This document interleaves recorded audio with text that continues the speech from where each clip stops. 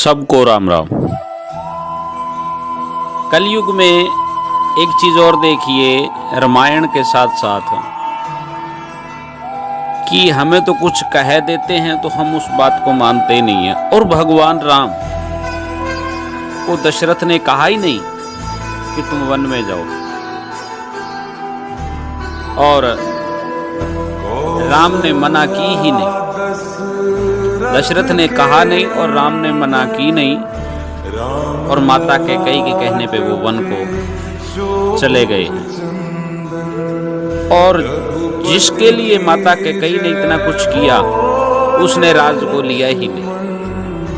उसने कहा कि ये मेरा है ही नहीं, मैं इसको नहीं लूंगा, ये जिसका है उसी को देंगे।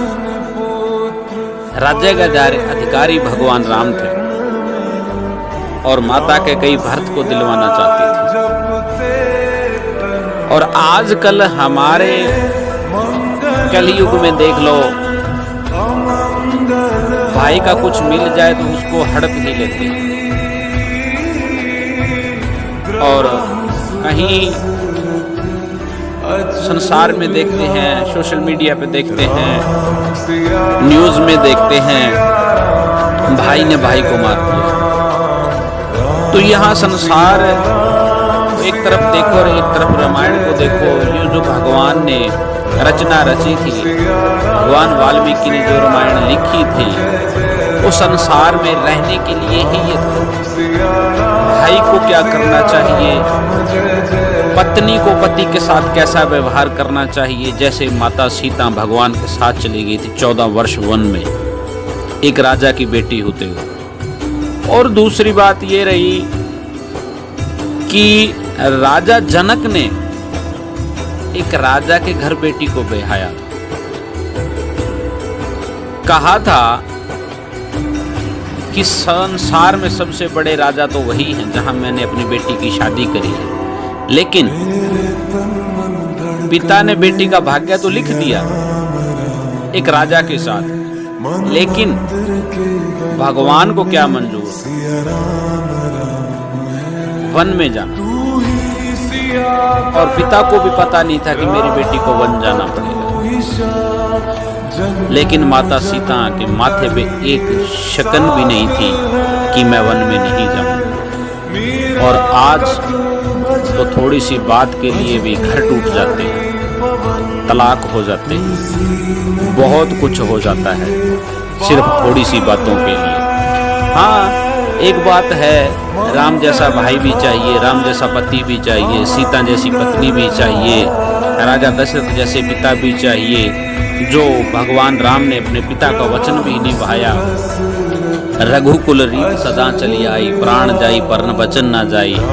बिना पिता की आज्ञा के भगवान ने उनका वचन पूरा किया पिता के लिए।